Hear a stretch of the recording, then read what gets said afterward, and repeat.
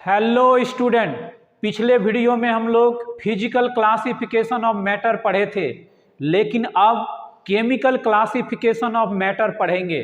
तो चलिए स्टार्ट करते हैं प्योर सब्सटेंसेस से।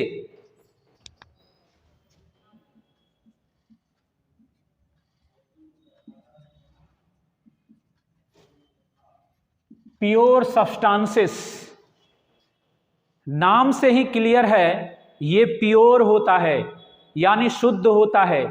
इसमें किसी भी तरह की मिलावट नहीं होती है। ये एक ही प्रकार के एटम्स या मॉलिक्यूल्स के बने होते हैं। इनको किसी भी फिजिकल प्रोसेस द्वारा दूसरे प्रकार के सब्सटेंस में सेपरेट नहीं किया जा सकता है। तो चलिए इसका डेफिनेशन लिखते हैं। The materials which consist of only one kind of substances, इसमें ये एटम्स हो सकता है या मॉलिक्यूल्स हो सकता है, are known as pure substances. They cannot be separated into another kinds of substances by any physical process. Example: elements and compounds. तो इसका एग्जाम्पल में आएगा एलिमेंट्स एंड कंपाउंड्स। तो एलिमेंट भी प्योर होता है, कंपाउंड्स भी प्योर होता है। तो थोड़ा इसको समझाते हैं। तो देखिए, मैं एक एलिमेंट सोडियम को लेता हूं। किसको लेता हूं? सोडियम को। और सोडियम का सिंबल आप जानते हैं Na होता है। तो ये सोडियम एटम जो है सिर्फ सोडियम एटम का ही बना होता है, ये दूसरे कोई एटम इसमें नहीं रहता है। सोडियम एटम जो बनता है ये सिर्फ सोडियम एटम से ही बनता है। जैसे Na, Na, Na, Na, Na,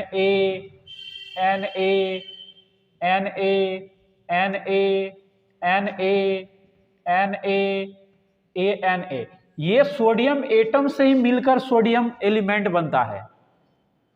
sodium atom से ही मिलकर सोडियम एलिमेंट बनता है। इसमें दूसरा कोई भी एलिमेंट नहीं, दूसरा कोई भी एटम नहीं रहता, इसमें कोई भी मिलावट नहीं होती है। अब आ जाइए कंपाउंड पे। कंपाउंड में मैं ले लेता हूं वाटर। एक बाल्टी आप वाटर ले लीजिए, यानी एक बाल्टी आप पानी ले लीजिए, ठीक है। तो वाटर जब लीजिएगा, पानी आप लीजिएगा, तो उसमें वो जो पानी बना है सिर्फ वाटर मॉलिक्यूल का ही बना है। और वाटर का फॉर्मूला क्या होता है? H2O, यानी ये सिर्फ H2O का बना है। H2O, H2O, H2O, H2O, H2O, H2O, H2O, H2O, यानी ये ढेर सारे H2O मॉलिक्यूल का बना होता है एक वाटर। तो यानी ये प्योर है। तो एलिमेंट क्या हो गया?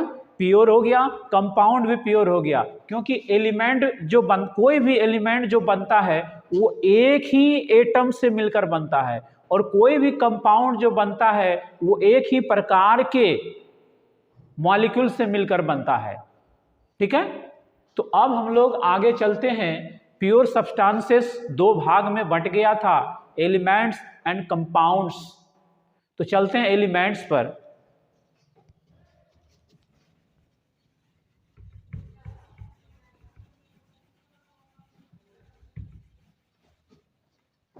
तो अगला टॉपिक एलिमेंट्स। एलिमेंट्स जो है एक ही प्रकार के एटम्स का बना होता है। तो चलिए डिफिनेशन लिखते हैं, और ये भी प्योर सब्सटेंसेस है। दी pure substances that consist of only one kinds of atoms are known as elements. They have a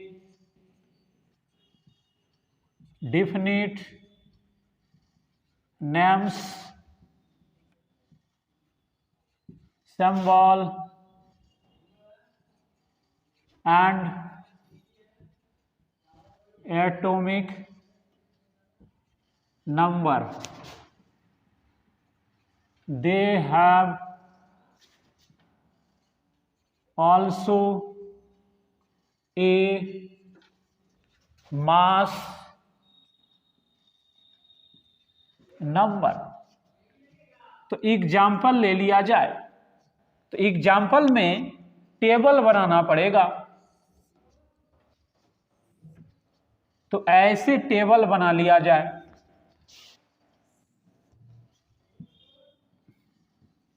तो देखिए यहां लिखिए नेम ऑफ एलिमेंट्स, यहां दीजिए सिंबल, यहां लिखिए एटॉमिक नंबर, यहां लिखिए मास नंबर। ठीक है। तो name of element hydrogen, helium, lithium, beryllium, boron, carbon, nitrogen, oxygen, fluorine and neon. तो यहां मैं 10 गो एलिमेंट का एग्जाम्पल देता हूं। तो चलिए इसका सिंबल लिखता हूं। तो हाइड्रोजन का सिंबल H, हीलियम का सिंबल He, लिथियम का सिंबल Li, बेरिलियम का सिंबल Be, बोरोन का सिंबल B, कार्बन का सिंबल C, नाइट्रोजन का सिंबल N, ऑक्सीजन का सिंबल O, फ्लोरीन का सिंबल F और नियॉन का symbol Ne। Atomic number 1, helium का 2, लिथियम का 3, बेरिलियम का 4, बोरोन का 5, कार्बन का 6, नाइट्रोजन का 7, ऑक्सीजन का 8, फ्लोरीन का 9, नियॉन का 10। अब मास नंबर, हाइड्रोजन का मास नंबर 1, हीलियम का मास नंबर 4, लिथियम का मास नंबर 7, बेरिलियम का मास नंबर 9, बोरोन का मास नंबर 11, कार्बन का मास नंबर 12, नाइट्रोजन का मास नंबर 14, ऑक्सीजन का मास नंबर 16, ऑक्सीजन का मास नंबर 16 और फ्लोरीन का मास नंबर 19 और नियॉन का मास नंबर 20। तो ये था हम लोगों का एलिमेंट का एग्जाम्पल्स। अब हम लोग चलते हैं, एलिमेंट्स को 3 क्लास में बांट दिया गया, metals, non metals and metalloids.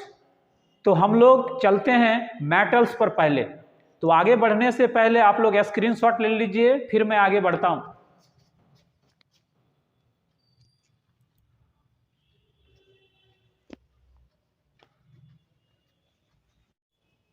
अब हम लोग मेटल्स पर चलते हैं, तो चलिए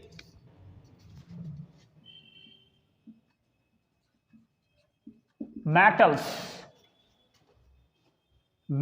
जो है एक या एक से अधिक इलेक्ट्रॉन लूज करता है।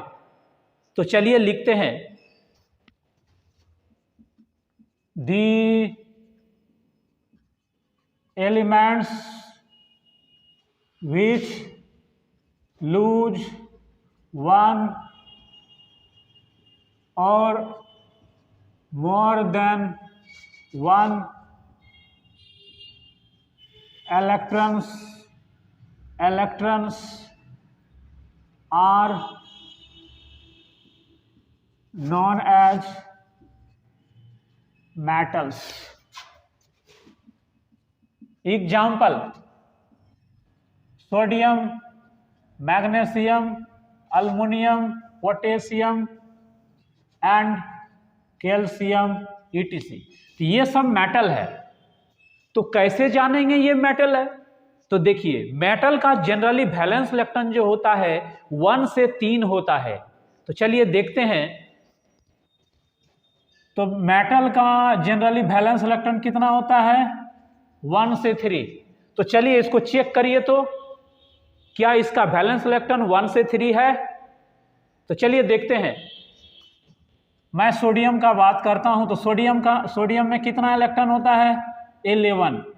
सोडियम में कितना इलेक्ट्रॉन होता है? 11 होता है। तो इसमें इसके इलेक्ट्रॉन को ऑर्बिट में अरेंज करिए, तो करिए तो कितनी हो जाएगी? 2 8 1।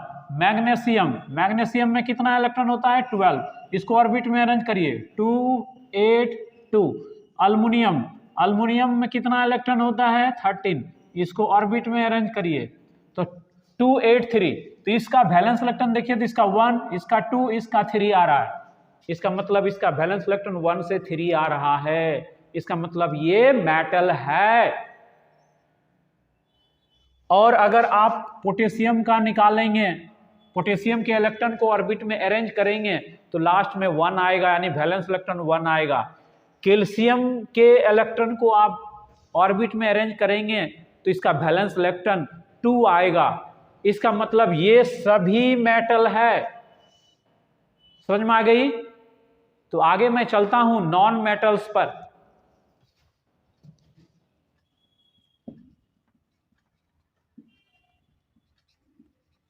नॉन मेटल्स क्या करता है? एक या एक से अधिक इलेक्ट्रॉन को ग्रहण करता है, गेन करता है। तो चलिए नॉन मेटल्स का डेफिनेशन लिखता हूं। The elements which gain one or more than one electrons are known as non-metals. Example: nitrogen, oxygen, fluorine, phosphorus, sulfur and chlorine etc. ये सब नॉन मेटल है। तो कैसे जानेंगे नॉन मेटल है? तो नॉन मेटल का वैलेंस सेल में जो इलेक्ट्रॉन होता है वो 5 से 7 होता है। कितना होता है? 5 से 7। तो चलिए लिखते हैं, तो वैलेंस सेल में इसका हो जाता है 5 से 7। तो चलिए चेक करिए, तो इसको पहले मैं नाइट्रोजन को चेक करता हूं। तो नाइट्रोजन में कितना इलेक्ट्रॉन होता है? 7। तो इसको ऑर्बिट में अरेंज करिए, तो 2 5। ऑक्सीजन का 8 होता है, तो इसको अरेंज करिए ऑर्बिट में, 2 6। उसके बाद फ्लोरीन का इलेक्ट्रॉन 9 होता है, इसको ऑर्बिट में अरेंज करो, 2 7। तो देखो तो इसका कितना आ गया लास्ट में? 5 से 7। इसका मतलब ये नॉन मेटल है, ये सब नॉन मेटल है। अब अगला हम लोग चलते हैं मेटल्लॉइड्स पर। तो चलिए मेटल्लॉइड्स पर।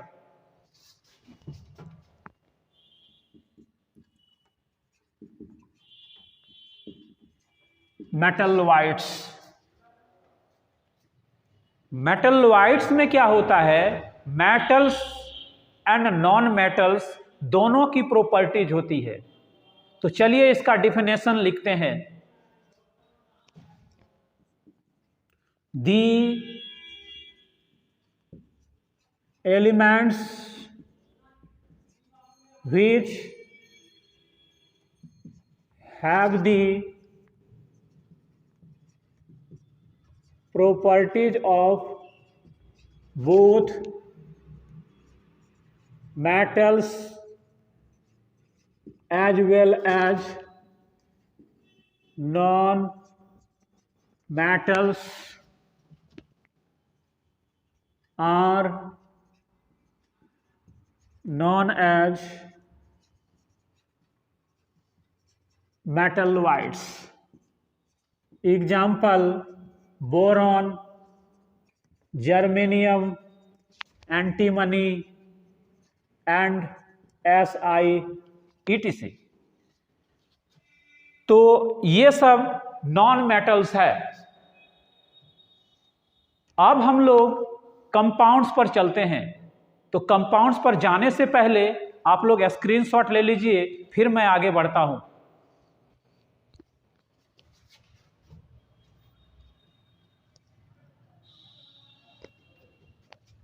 चलिए कंपाउंड्स पर।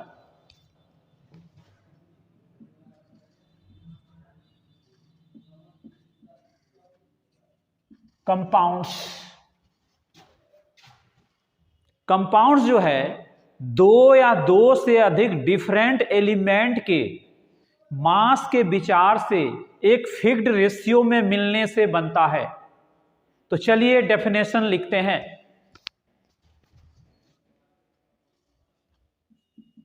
दी pure substances which are formed by the combination of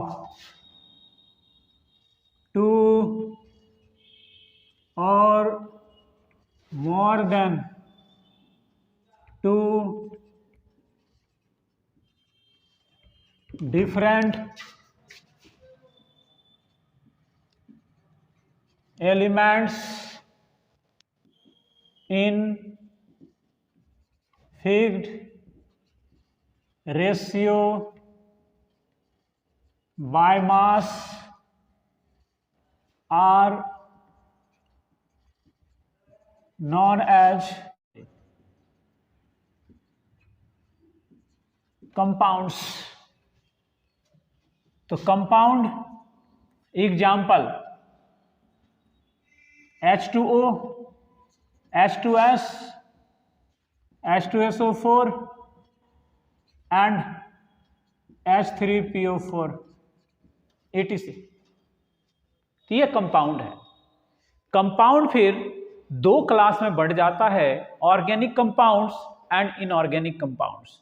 तो चलिए ऑर्गेनिक कंपाउंड्स पे।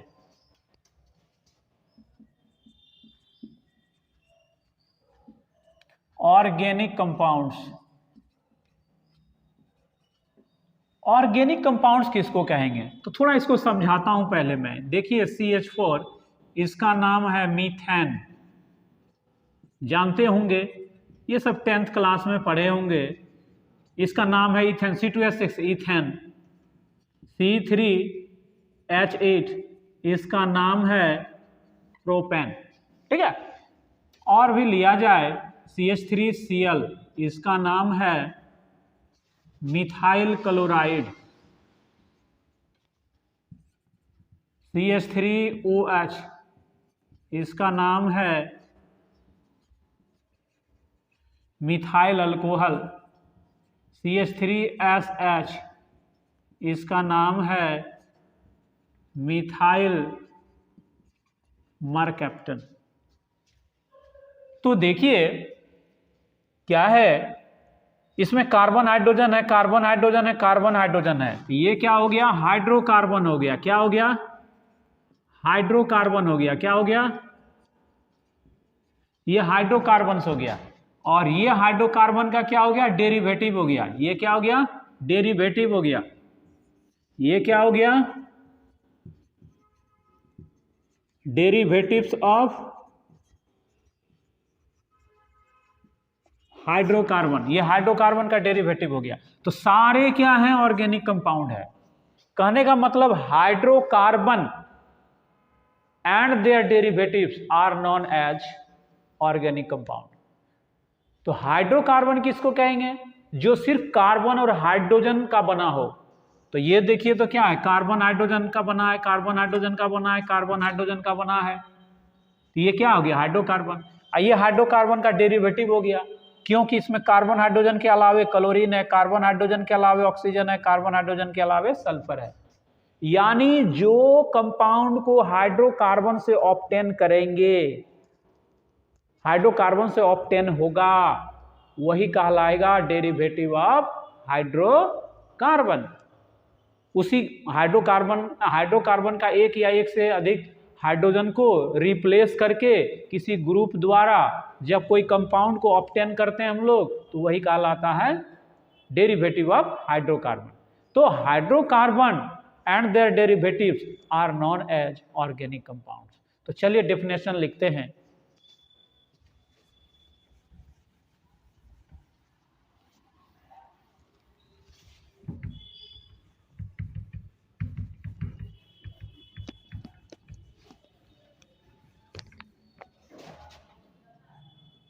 The hydrocarbons and their derivatives are known as organic compounds. Example: CH4, C2H6, C3H8, CH3Cl, CH3OH। थोड़ा साफ से लिखिए, CH3OH एंड CH3SH। ये सब ऑर्गेनिक कंपाउंड है। अब अगला टॉपिक होगा inorganic compounds.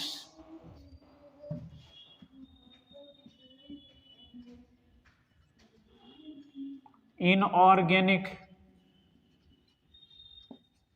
Compounds, inorganic compounds किसको कहेंगे, जिसमें कार्बन एटम प्रेजेंट नहीं रहेगा, वही कहलाएगा इनऑर्गेनिक कंपाउंड। जैसे आप देखिए H2O कार्बन है क्या, नहीं है। H2S कार्बन है क्या, नहीं है। HNO3 कार्बन है क्या, नहीं है। H2SO4 कार्बन है क्या, नहीं है। एंड H3PO4 कार्बन है क्या, नहीं है। ये सब इनऑर्गेनिक कंपाउंड है। यानी जिस कंपाउंड में कार्बन एटम प्रेजेंट नहीं रहेगा, वही कहलाएगा इनऑर्गेनिक कंपाउंड्स। तो चलिए डेफिनेशन लिखते हैं।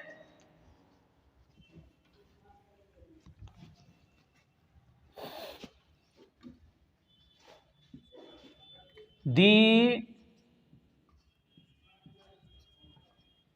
compounds which do not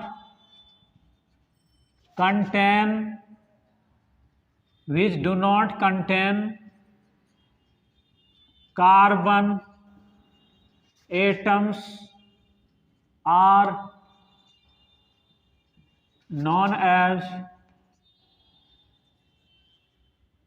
inorganic compounds. Example: water H2S, HNO3, H2SO4 and H3PO4 etc. ये सब इनऑर्गेनिक कंपाउंड है, क्योंकि इस सब में कार्बन नहीं है, किसी भी कंपाउंड में कार्बन नहीं है। ठीक है, समझ गए। लेकिन कुछ इनऑर्गेनिक कंपाउंड है जिसमें कार्बन है, तो चलिए नोट में लिखता हूं, note some inorganic compounds contain carbon atoms.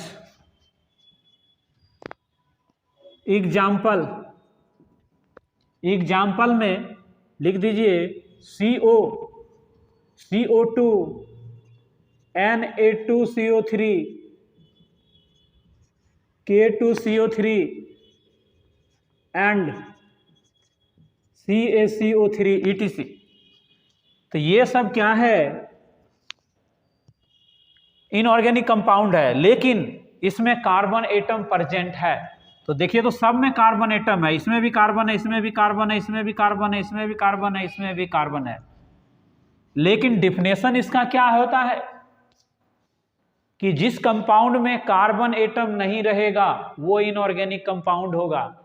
लेकिन ये सब में देखिए कार्बन एटम है, तो कुछ इनऑर्गेनिक कंपाउंड में कार्बन एटम प्रेजेंट रहता है, लेकिन बहुत कम इनऑर्गेनिक कंपाउंड में कार्बन एटम प्रेजेंट रहता है। ज्यादातर इनऑर्गेनिक कंपाउंड में कार्बन एटम प्रेजेंट नहीं रहता है।